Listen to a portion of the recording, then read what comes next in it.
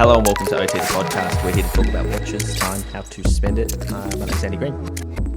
Hi Andy, my name's Felix Schultz. I think we're also here to talk about beef. Beef? What sort of beef? My beef with this week's guest, Adrian Barker from Barker Jack. No. What have you done with Adrian? What have you done to him? I've just merely stated my point clearly. He knows what he knows what he's done. Again, I've just realised we're falling into that YouTube headline thumbnail. Clickbait. One weird thing you won't believe about Adrian Barker's opinions on Hublot. Oh no, Hublot. Yeah, he came after my baby, but it's okay. It's okay. We're still friends, as you will find out. It's a very civil discussion. Andy, you did a really good job editing all those horrible Scottish expletives out. I mean, whew, some of the words coming out of his mouth. Oh wow. You're gonna. I don't know. I don't want to square up against Adrian Barker. I think we're gonna lose that battle, Felix. He's far too powerful. Since the last time we checked in with him. Is he in Glasgow as well? I've seen trade spotting. Yeah. I know what happens. Yeah. They call it the Glasgow smile. I don't want one of those. No. Yeah, but in all seriousness, we have a lovely chat with Adrian coming up. We do. But before that, I'm going to pop into my time machine, Andy, and say that we had a pretty exceptional night on Thursday. Last night? Yes, last night. Yep. So good. Why? We can't go into too much detail because we're recording this ahead of the event, but we got out of the house for the first time in a while, and we did a bit of a new thing for the podcast where we basically hosted a Cartier event / live podcast where we talked about some exceptional watches. We did, and it was so much fun. Yes. I like that one bit that made me laugh that you said. Yeah, the start was amazing. The guests were great. Yeah, so we did a live Zoom podcast. All the permits, all the safety precautions followed. Obviously, multiple locations. It was a real. I can say this honestly. The technical stuff, that had to happen was quite. There was footage shot in different locations. There was editing. There was it was wild just to sort of, make sure everyone's compliant, and Cartier Australia did an amazing job, putting it together and, trusting us to talk about their watches for an hour or so. Yeah. Yeah. Amazing. It was an amazing opportunity. Really, I think we're really quite lucky to have had that. But what else has been going on? Well, another thing that's happened that sort of has been sparking up the old Discord is Omega's latest chronograph, the Chronoscope, Andy Green, which is I don't know if it sits in the Speedmaster family. I'm not too across the technical, ups and downs of it. I think it is, surely. Let's pop over to world-renowned website Hodinkee. Let's see what they have to say about it. Surely. Omega Speedmaster Chronoscope, coaxial master chronometer chronograph with tachymeter, telemeter, and pulsometer. Yes, it is a Speedmaster. Okay, wow. That's a mouthful. That is a mouthful. Yeah, so it's got that classic Speedmaster look with the old school spiral, chronoscope scale on the inside, which is something we haven't seen before. And it's got people thinking things and feeling things. Where are you at it? Where are you at on it? Well, like I said, there's a bit of a Discord discussion taking place on our server about it, and I kind of said, I just need to see this in person. I don't want to make a judgment without seeing this watch. I'm in two minds. I kind of hate it, but I also think it might be pretty cool in person.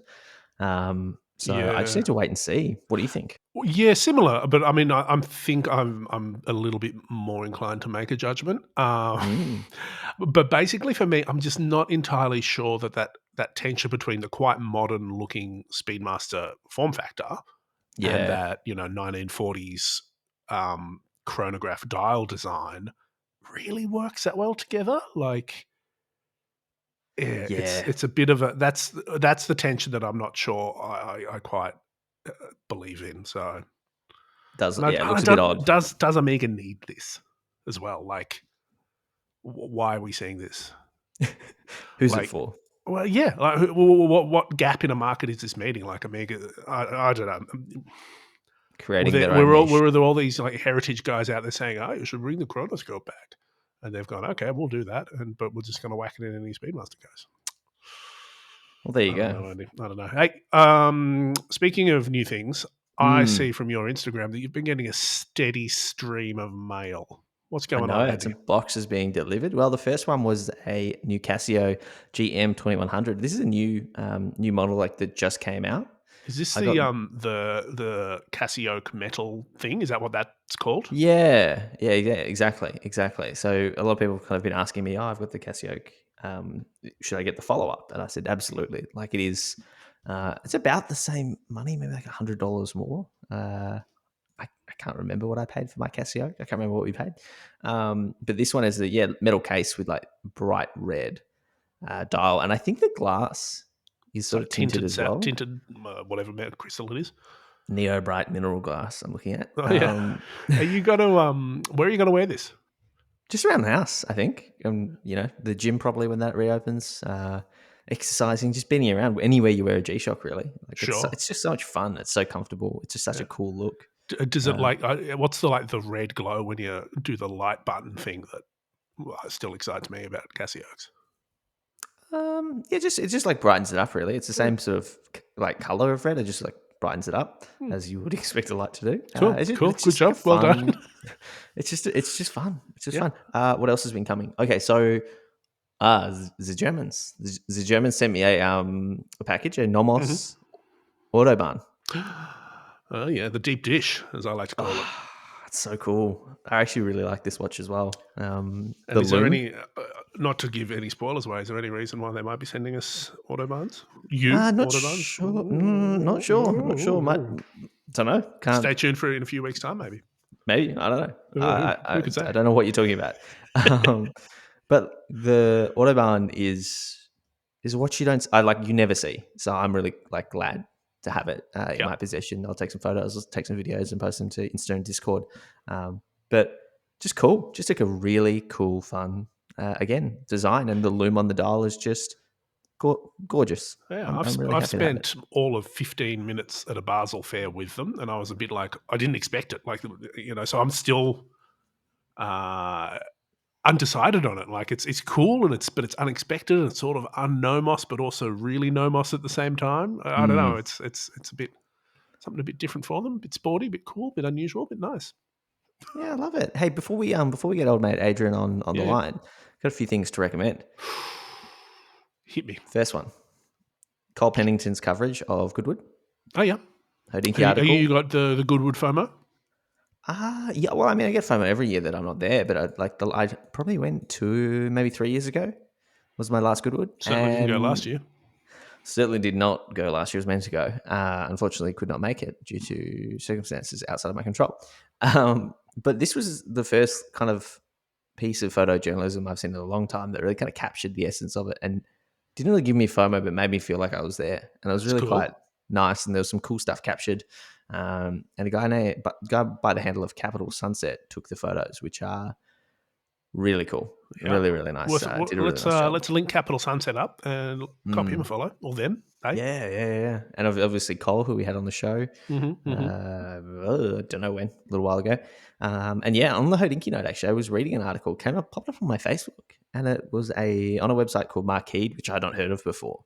But it was an interview with Hodinkee's Ben Clymer and Nuria Costa about the intersection of watches and Porsches. So really, do we smell a vertical coming on? I don't know, but yeah, it was actually really like a lovely article, I have to say. It wasn't obnoxious in any sense, and it was sort of an interview with both of them, sort of talking about their love for Porsches, and really, really quite nicely done. And you don't really hear too much from Ben these days now that sort of I think he's had those structural changes and whatnot. Yeah, I think he's enjoying his semi-retirement. Maybe. Yeah, but it was sort of it's always nice to hear from him because he's kind of like at that point where he only comes out when he has something to say. Yeah. He did have that really nice story, actually. I'm going to impromptu add a recommendation in. And again, let's keep it with Hodinkee and Ben Clymer. Yeah. Where he talked about his 1931 American JLC Reverso. All those words make us a watch, but put them in the right order, which is sort of like, it's a new series, I think, of like the watch that's important to someone. Watch of the Week, I think it's called, maybe.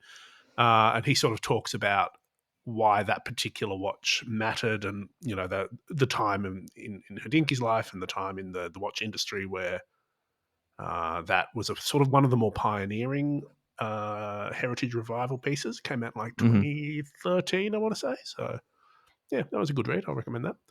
Yeah, I mean, that is a stunning watch. Very, very desirable at the moment. But yeah, lovely content. All right, mate. Well, let's get my arch enemy on the line. All right, let's do it. Excellent. Felix joining us again today for probably the third time, maybe the fourth, is everyone's favourite Scottish YouTuber, Adrian Barker, aka Bark and Jack, aka Young Barks. How's it going? Young Barks. Oh, man.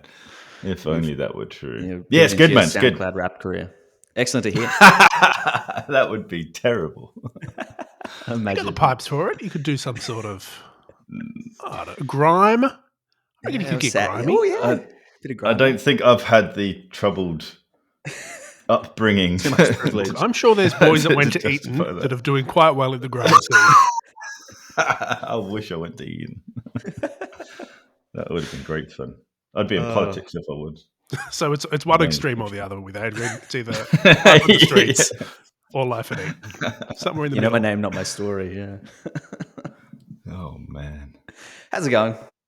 Yeah, it's good, man. It's good. The sun's out. What time is it with you guys? It must be late, like 9 o'clock your end? PM? Nah, 6 p.m. 6 p.m. 6 p.m. All right. We're going into a heat wave, which in Scotland means about 24, 25 degrees. So yeah, people are going a bit crazy.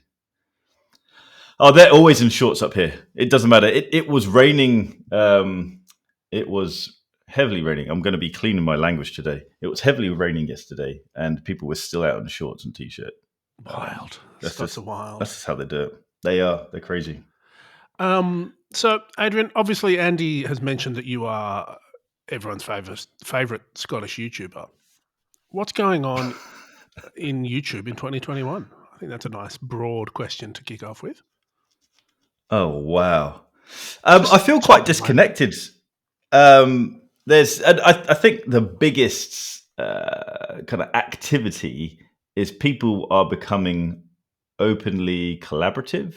The watch community is quite niche, and the YouTube watch community is even more niche. And so everyone talks offline, but there seems to be this big organic push for people to collaborate online. So a lot of people are doing live shows with different channels getting on board. A chap called Paul Thorpe who does a Friday night show, and he gets other watch YouTubers on. And that kind of seems to be the theme throughout a lot of this, which is nice because a lot of people think that we're against each other or that there's rivalry, but actually we're all in the same world and we're all mates. So it's quite cool. And there's going to be a watch event next week where a load of us are getting together, which will be quite fun. Yeah, so I think that's the main push is collaboration away from the watches, which is quite interesting. It's very cool to see. I mean, I think if I wind the clock back a year and a half, 2 years, it sort of, as we entered the pandemic, a lot more people kind of entered that YouTube, specific to watches space. And it seems to have sort of settled and everyone sort of kind of found their groove, and the people that had something good going have sort of been able to maintain it. And it's nice to hear they're all working together. Has anyone sort of emerged in the last sort of six to 8 months that's sort of new to the game that sort of caught your attention? Yeah, there's a girl called Brit. I don't know if she wants her name out there. She goes by the name Watch Gringa, and she's hilarious. Yep. She's it's very funny because she's coming at it with a brand new energy, or perhaps a younger energy, and it's just funny seeing it from a very casual point of view. And maybe this is what Bark and Jack was like before. Organic. Yeah. Just thinking of a topic and going for it, and not really caring. And it's just nice to see that energy coming into the watch space, and from it always seems to be the topic of gender, but to see it coming from a female and getting good attention, which is cool to see. But she's good fun. We talk a lot. And she's just one of those characters who's just, I laugh, and not taking this stuff too seriously. Yeah, I think that's important. On YouTube, it's it's sort of as someone that observes the YouTube drama, sort of a bit of a remove. It's kind of like a soap opera. Like it's all a bit hammed up, and it's very enjoyable. But there has been some sort of maybe it's not serious. This is I guess why I'm asking you. There's been a lot of content being pulled or being flagged or sort of disappearing that I sort of see. Is this? Oh yeah, and there's conspiracy theories about people reporting it and what's going on. Can you explain what this is? Yeah, it's quite it's really quite a serious situation where YouTube is forcibly removing content without explanation and without any opportunity to question their actions. And it's always around fake watches. But I've looked into this quite a lot because my business is social media, so I need to understand what's going on.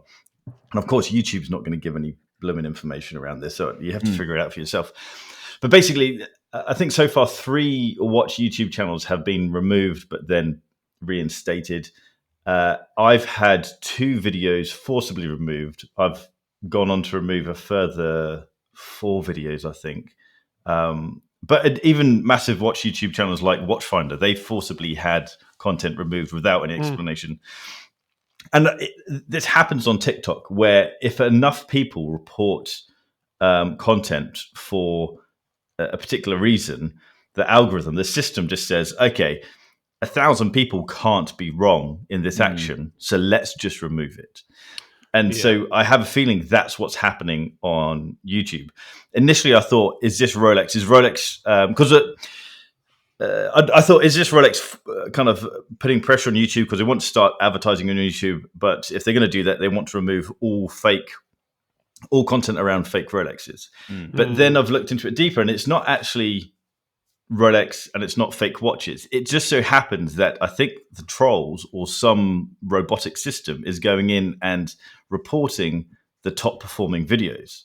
And that just happens to be any content around a fake Rolex, because that's the most searched term. And an easy way to get something flagged is to say, this is promoting counterfeit content. It just so happens that's the easiest flag and the most popular content is around the same thing. And also, if you're a person who watches YouTube content as your job to justify whether something's removed or not, you're not necessarily going to know if my sarcastic comments around a watch being good or not, or what I try to do around being education around whether you can spot a fake. It'd be easy to see this is how you spot a fake because you should buy a fake. It's easy to kind of, if you don't fully understand that topic and the comments being made. Yeah, exactly. If you don't understand the context, it'd be easy to say, okay, this guy's promoting fake content, fake products, so let's remove it. So it's a really sticky situation. I've re-uploaded videos to see if they get pulled down again. And I've been monitoring how they're being reported. So if they're being reported, I can see if a person or a system is viewing it. And a person has reviewed nearly all of my videos now, which is quite concerning because it means there is a system where someone is trying to damage the watch community's output. Really? But I don't know. I don't know where it's coming from.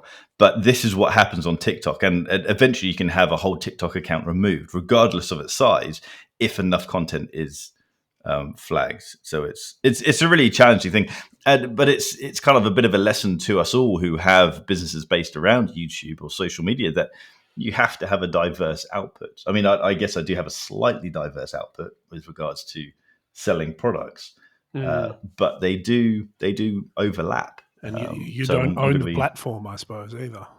Oh, yeah, exactly. So I do rely on YouTube as part of my business model, and that's just going to have to change. It's not safe to have a business model that is so easily removed. That's not nice. Yeah, it's a good point. And well, maybe the person moderating the content is just a Bark and Jack fan, but It seems that there's always some drama popping up on YouTube in the community, and sort of it's also what fuels a lot of the views. Last year it was the horology house fallout. Just a couple of months ago, was it the Timepiece Gentlemen sort of pulled a bit of a publicity stunt? Felix, I don't even think we discussed it. I think we passed on it. Yeah, we talked about it offline, and we sort of tossed up talking about it online. But by the time we got around to recording it, we were like, yeah. But as somebody in the community, and I imagine you're getting asked about it a lot, and probably had a better intel than we did. What do you like? How far can you push the line of sort of drama before it goes too far? Like those guys seem to have. It's a good question because drama brings in the views. Yeah. But does it bring in the right views? Yeah. And I actually made a video on Timepiece Gentlemen. One, because if I feel the community is wrong around a thought of something, I like to share my piece. Every time I've done it, it's backfired. It hasn't backfired. It's brought in a lot of hate, which is fine because the algorithm of YouTube likes activity, and it does a job. But at the same time, I was really annoyed at myself that I did cover this stuff because it's exactly what I dislike about the social media world. I hate drama. There's especially drama around the luxury product that is a watch. It is the most ridiculous thing for it to be a topic.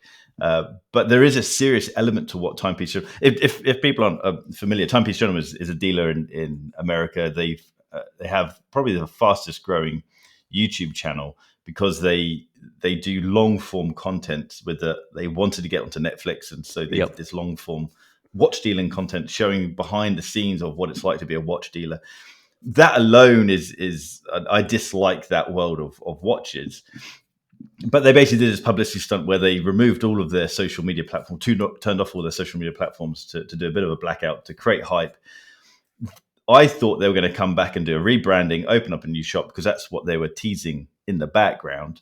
But they actually did nothing, and it was just a big joke. And it was just a big embarrassment. But the challenge is there's a huge distrust between the watch community and YouTube and content creators as a whole. Mm-hmm. And it probably extends to podcasts anyway. And everyone assumes that whatever's being done, there's a financial reward behind it. So if I make a video around... If I made a video around Hublot watches and I was positive about it, people would say, "Oh, you're only saying that because you're being paid." And so anything, which is never true. So any activity that creates more distrust between the community and social media content creators, that's just damaging for everyone. And sadly, their activity damaged relationships between the community and watch dealers themselves. Federico, another YouTuber, Federico Talks Watches, he was saying how he's had clients cancel consignment deals through him because of activity that Timepiece Gentlemen did. And really? That's damaging someone else's business because of your publicity stunt. I think that's just inexcusable. Play around with your own business, mess things up, do things wrong. But if your action impacts other people's livelihoods, then that's not cool. You've really messed up. Yeah. So it's funny that you talk about drama sort of fueling YouTube and that watch content creation scene, because I think we need to start some drama, Adrian. Right. Cool. Let's do it. You've mentioned that you made a video on Hublot and why they're crap. I watched it and I had some feelings. And I think we calm down. We need to talk about this. Let's do it. Because I look, fair play. I am a giant Hublot fan, with the caveat that I'll probably never ever own one, but I've got a lot of time for the brand. I don't know how to do it. I want to be mean to you, but I can't because you're just too nice. Do it. Let's go. Let's go. Well, I think the main thing about that video is you need to stop thinking about Hublot from the perspective of a watch nerd. because that's not who they're for. And I understand completely that that's your audience, and that's where your perspective intrinsically comes from. But I think that's what everyone forgets about Hublot is that the people, you mentioned JLC, you mentioned Vacheron, you mentioned, even Rolex. Hublot don't care about that. Like, they're playing a different game, and they're doing it exceptionally well. Like that's. So who do you think should buy Hublot, and who do you think they're selling to? People that want to flex. People that want a big name watch that makes a big statement that you will recognize from across a room or from across, a yacht club, and you'll go, "Damn, that's a Hublot. I know that costs a lot of money." And I think it's probably also a brand that's got. I think it's unashamedly nouveau riche. Like, it doesn't pretend to, want to be an old money brand or anything like that. All good value. And I completely agree that is where they are at. But my challenge with that is the majority of luxury brands now have a heritage of creating high performing products. So Hermes, for example, they have a heritage of equestrian hardware that you would use, and that was their background. Their heritage is high quality, high craftsmanship leather goods. Now I've got a few Hermes products. My sister-in-law used to work for them, so I used to get ridiculous discounts. I've got like 4 belts and a couple of wallets and scarves and things. It's utter crap. It's just pure garbage, and I can say that now because she doesn't work for them. But their belts can't cost anything more than $10. But they charge $500 for them. But honest, they have the heritage to rely on that. Hublot, I haven't. The comparison's wrong. It's not Hermes. It's Off-White. Like, Off-White do the same thing, like ridiculous pricing. That sort of that model of like multiple releases for multiple. Like, there's an Off-White product for everyone every day of the week.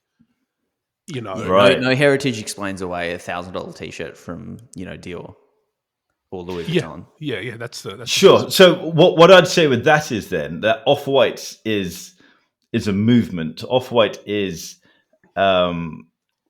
I accept that is a better comparison to Hublot, but I'd say that Hublot is the brand itself. Off-White is a collaborative movement, and they tap into other people's work. I mean, I'm stepping on an area that I have nothing. I have no idea about it. All I know of Off-White is from these hype YouTubers. But my challenge with Hublot is. And you're probably right that I see it from a different point of view, but it's a point of view that it's valid. It's valid. Still, but it is. I was talking about factual things that if you compare the finishing, the craftsmanship, and the supply chain within what Hublot is selling, and compared to other products, they do not compute. There is no logical sense as to why they can charge that level of money for this item. And if we were to compare it to the car world, if you'd spend a lot of money on a car, you would end up getting a Porsche or a Jaguar, and perhaps not a Jaguar. But if you get a Porsche, it's a high performing product. It's expensive, but you're getting a level of engineering and actual performance from that. The same with watches. Generally speaking, there isn't a hard and fast rule because it is luxury. But generally speaking, the more you spend, the higher the craftsmanship. Now, there is branding and BS around some of that, but there is a loose rule around that. And when it comes to Hublot, they are the ones that stand out. And also my content, and you're probably quite right in saying that this brand isn't for me anyway, isn't for my audience. But my content is always around the end user. Is this product good for us as people who enjoy watches? And when it comes to Hublot, it isn't. The amount of hate that I got from, sorry, not the amount of hate, the proportion of hate that I got from that video was all around business. So people were saying, you should like Hublot, you should respect Hublot because of Jean-Claude Biver, or you should respect Hublot for what they've done for the watch industry. You should respect Hublot for the way that they've conducted themselves and created a brand in a world that relies on heritage when they don't have it. So I don't doubt that they've done some brilliant things from a commercial standpoint. That doesn't benefit the end user, though. There isn't a commercial thing that they've done where justifies me spending that level of cash that I benefit as the customer. Yes, from a case study of looking at how to run a business and build a brand, brilliant. And Jean-Claude Biver is an absolute genius when it comes to marketing and creating hype, bending the rules, not even bending the rules, just being creative around the rules and being creative with ideas. He is superb. And I have a huge amount of respect for him. But that doesn't mean the end product is good. It doesn't mean the end product is worthy of a certain price tag. So that was my take on it. But I completely accept that it's a statement, just like Off-White is a statement. Spending $1,000 on a t-shirt doesn't make any sense to me either. I mean, it's not exactly right. And I think so. You sort of mentioned performance, and I think a lot of your argument, for your point, centers around that performance. And I'm curious to hear, and Felix as well can chime in around sort of what performance is, whether we think that these days it's accuracy or if it's materials, because looking at the best-selling catalog from Hublot, it's the Sang Bleu collection, which is unlike any other, Hublot, from 4 years ago. But if I think about, if people were to talk about what they've done for the industry, I think there's probably two things, and driving a lot of innovation through materials. It's a brand that's not afraid to do that, and you definitely do see some copycat, elements coming through in other brands. They'll test out ceramics and fabrics and do all kinds of crazy shit. The collaborations, I think, help as well. And so, yeah, I wonder. And I agree with Felix's point on who the customer is. Like, I don't know serious watch guys that own more than one Hublot, but I certainly know people that do. And I just wonder if resting on pedigree is even relevant anymore when what watch people especially love is resale value. That's sort of, and the car analogy, it's always sort of like it's about protecting that from that depreciation, and anything that appreciates is immediately great value, right? Because you can buy something at retail, double, triple your money, then all of a sudden it's amazing value. It's the best deal in the world. But what's driving that is celebrities and people in the public sphere wearing certain watches, right? You see, who was it? Kobe Bryant wearing the Tiffany blue Rolex OP, and then the prices just went back up, $2K on a $8,000 OP. Hublot do the same thing, they just do it slightly different and obtain those higher prices. So, do I think that an OP, 41 Tiffany blue dial at 22K, US or Aussie or whatever is it's a going 10K for, watch is any worse value than an Hublot at that retails for 30K and you get a slight discount on? It becomes really hard for me to determine. Yeah, that's a really good point, and I think I'd also you're really right, Adrian, in talking about the end user, and I think it's a tricky one because I think the end user for Hublot doesn't necessarily care about the value in the same way, or they're not valuing the same things as someone that wants a Vacheron maybe. Or some consumers aren't, but I understand that doesn't excuse that sort of, the finishing, certainly on the entry level. I would say that I don't think that Hublot's entry level is where they do their best work. I think they are, like Andy said, they are exceptionally good at the materials tech. Like, if you want a sapphire watch, Hublot's your best bet. You can't get a Richard Mille, you can't get anything lower starts getting a bit dodgy. But Hublot's really solid, and they're ceramic, like no joke. Rolex must have been so pissed about that red ceramic that Hublot managed because it's great point. It's good. And that's not Hublot doing it themselves, but it's still they've got those relationships. And I think my love of Hublot, you're right, Adrian, it is as a business, but also it's what they represent as watch brand, which sort of Andy was speaking to about, they're not just relying on their past. I think you could make an argument, a pretty solid argument, that they're the most important watch brand since the year 2000. Wow. Like, you could say Richard Mille in terms of pushing that sort of big over-the-top style forward, but I think the combination of driving style and design innovation forward, pushing, popularizing watches, like in the early 2000s, like post Big Bang launch, they were the coolest thing in the world.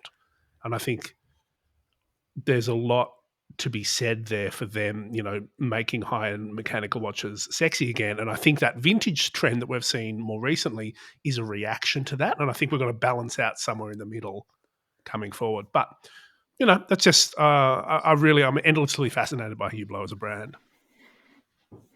Yeah, and I do see your points, and I just and I think the challenge is the challenge is I don't think a lot of bias comes down to this.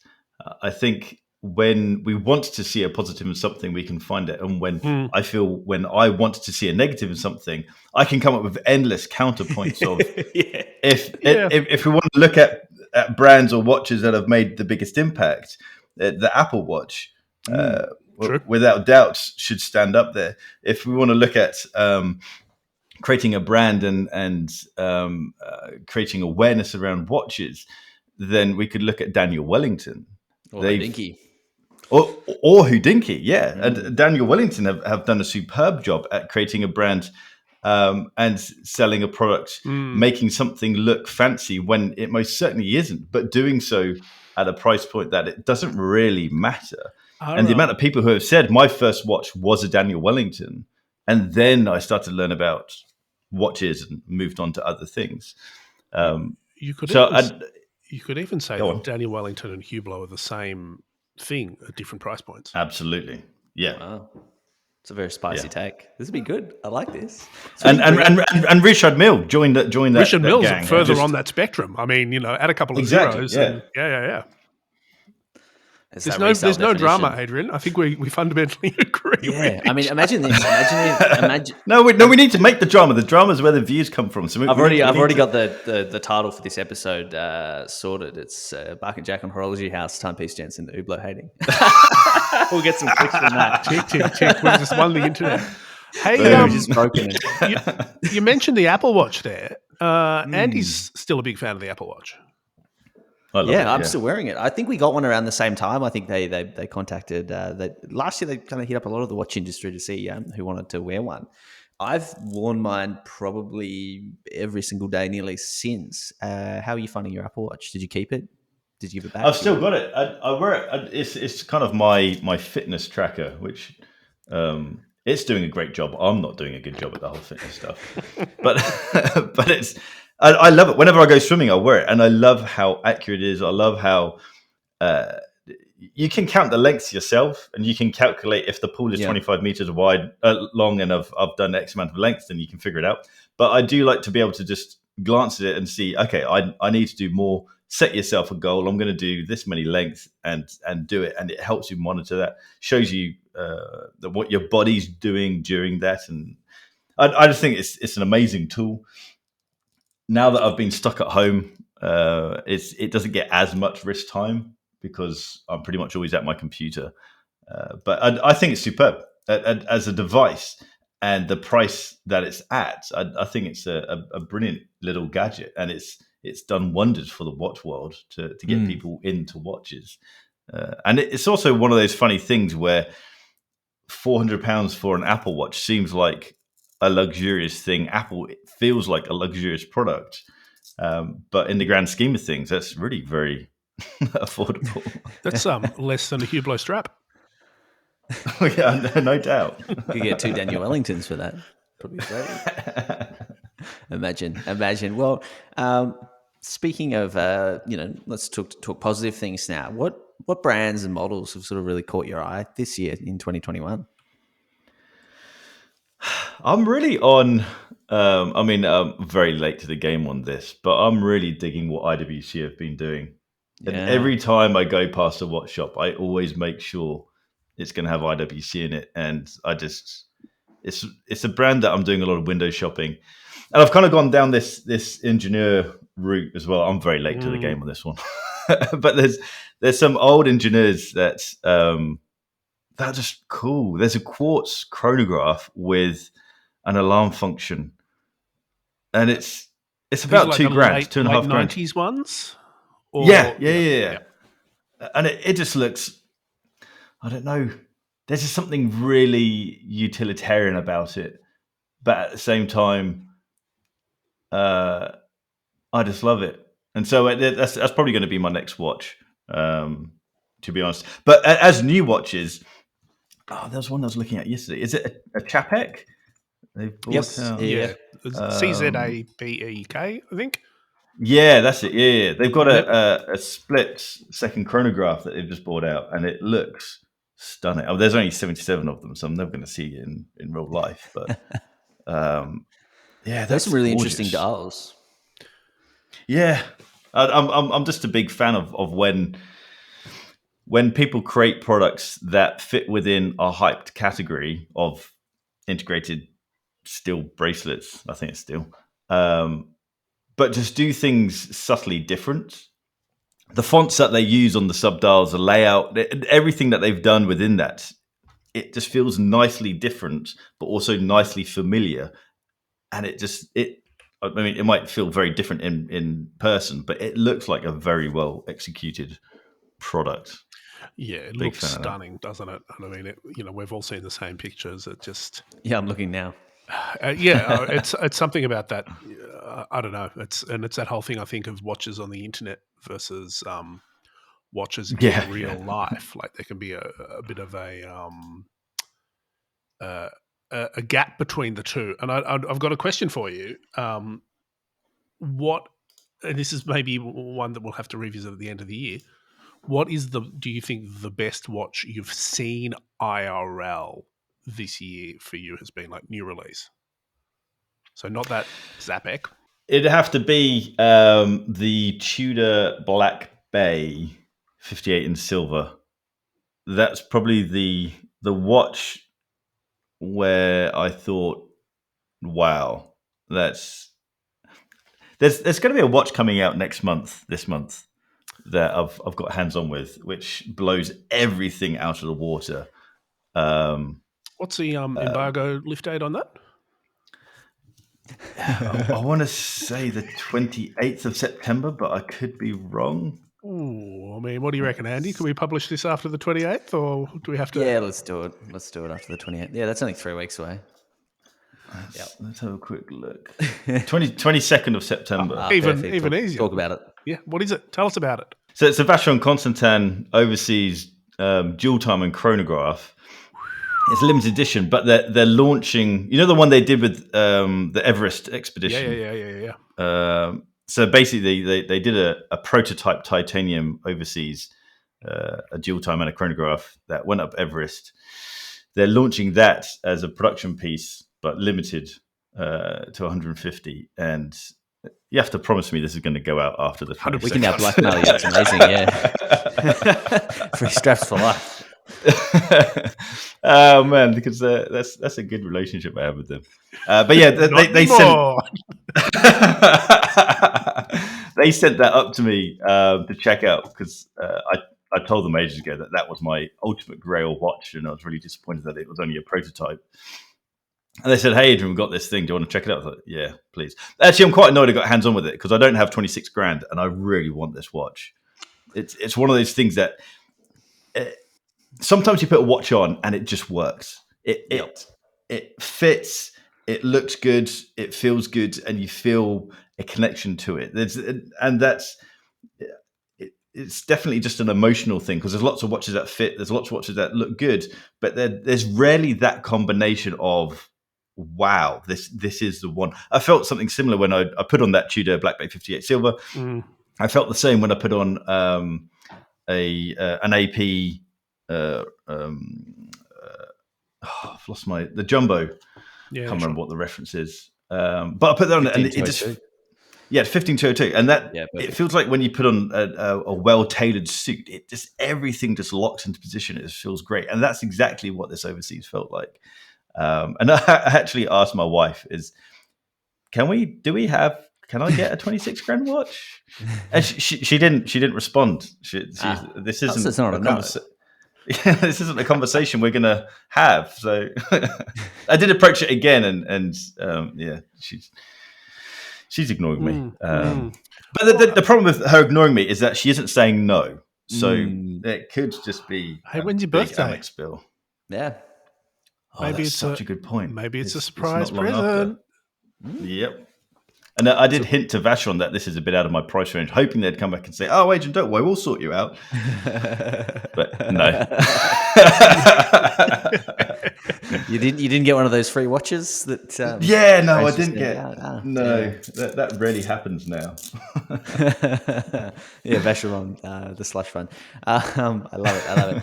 A bit late to the game, but I did see not that long ago you finally caught up with some of the 2020 Rolex collection. What did you see, and what were your thoughts after such a long time between the release and the hands-on experience?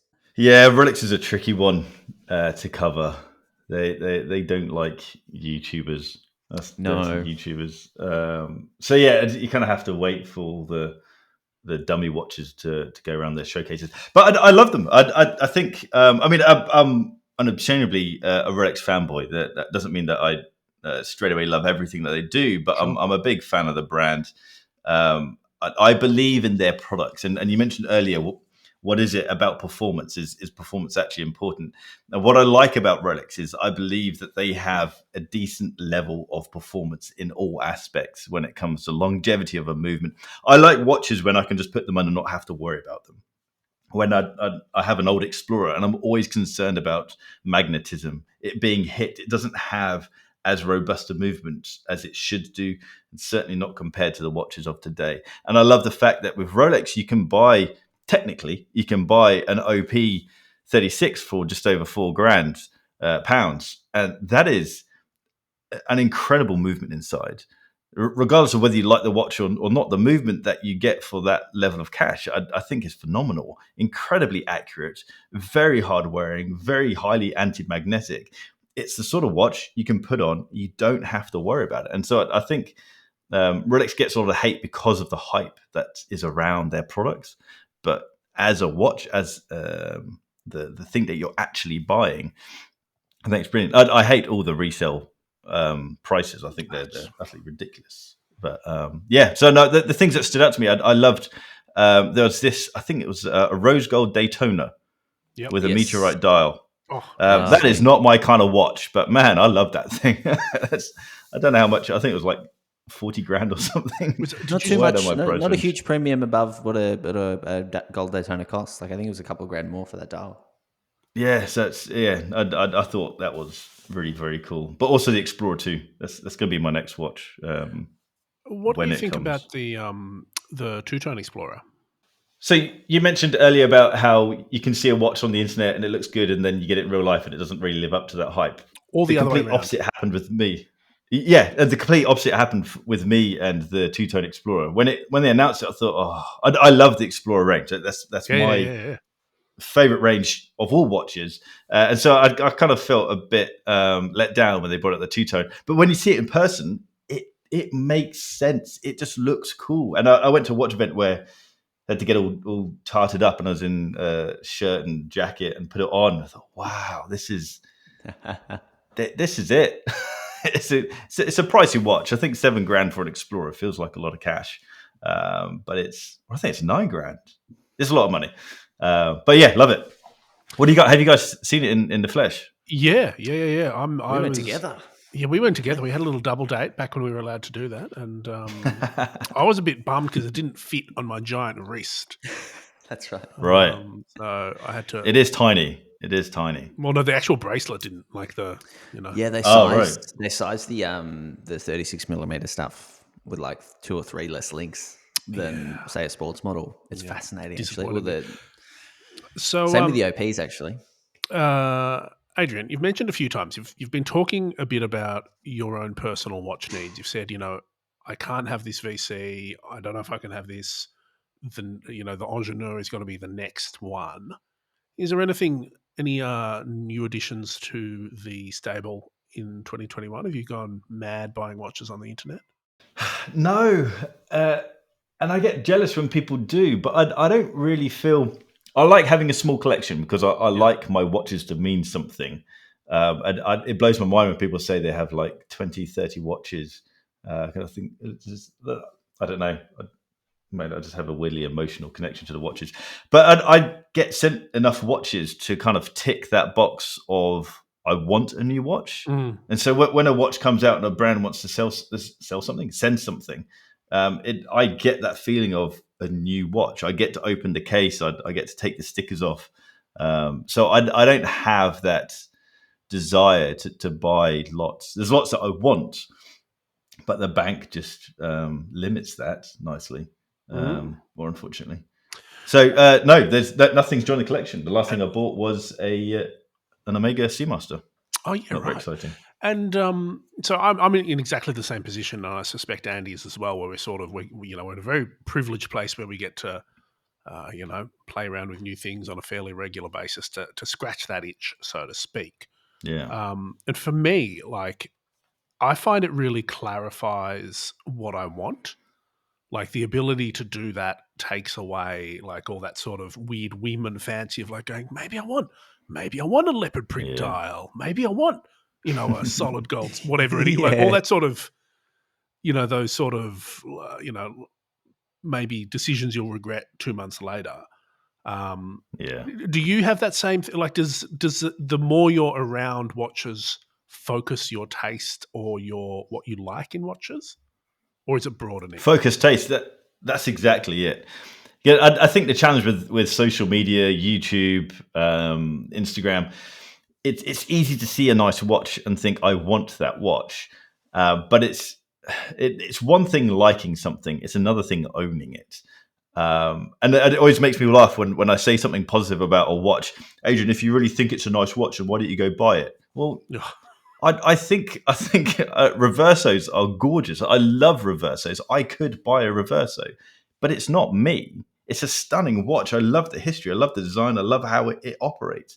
But that doesn't mean that it fits me, my needs, and my style.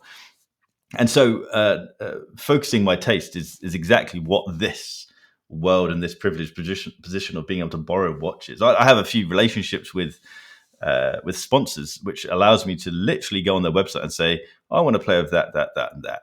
And it really allows me to, I mean, I do it in the sense of I'm making content, but actually I'm just shopping. I'm just road testing things. Yep.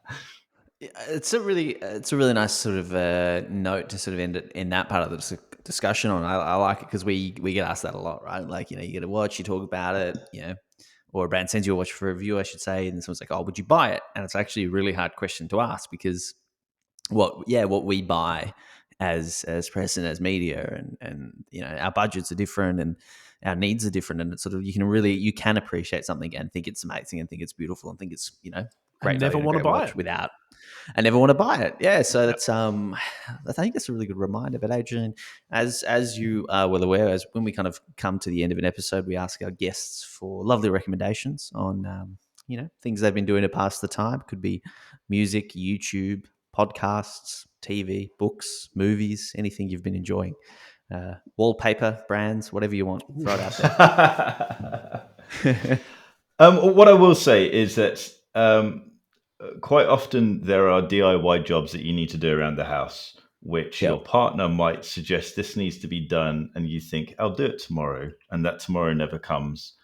And taking off wallpaper is one of those jobs that it looks like a big effort, but actually is really therapeutic and it's really easy. Just don't let your partner see how easy it is. So I guess you can win a lot of Smarty points or Brownie points or whatever localized points you'd like to get by taking off wallpaper. That's my suggestion. And also take photographs. I'm getting back into photography, and it's really quite. My watch Instagram account hasn't had much activity because I've been out taking normal pictures of the world. It's I am Barks. Quite nice doing that. That's the I am Barks. Yeah, thanks very much. Yeah, of course, following. It's quite fun. Oh, it's awesome. Well, good advice, sage advice. Good luck with that new Vacheron. What are you going to do when the wallpaper ends? Yeah. Well, that's So that's the challenge about taking wallpaper off, is that task alone is easy. The part, I don't know what the next part is. I think it's getting in a plasterer. But then I like exposed wall vibe. That's what I have, and I might just keep it. Authentic. It's easy. Yeah. Thanks a lot, guys. I appreciate this. Well, thank you so much for joining us. Been an absolute pleasure, as always, to chat to you. Indeed. Always like catching up with you guys. Andy Green, Adrian Barker, Jean-Claude Biver, Hublot. What a combination of words. Honestly, though, that was a lovely chat. Really good to catch up with Adrian and see what he's been up to. Not breaking embargoes on very hot titanium Vacherons. Yeah, that was lovely. What do you think? Yeah, always great to have him on. Should book him in for next year. Anyway, if you want to share your thoughts on Adrian Barker, on Vacheron Constantin, or on how good Hublot is, you can email us at otthepodcast@gmail.com. Love it. You can tag us in your pictures of your Big Bang at ot.podcast on Instagram. And remember, if you like OT, subscribe, tell your friends, forward it on to your Hublot boutique dealers, anyone else that you know that works in the watch industry. If you're friends with Jean-Frédéric Dufour, definitely send it his way. Yeah, please, definitely do that. And give them 5-star reviews. See you guys next week.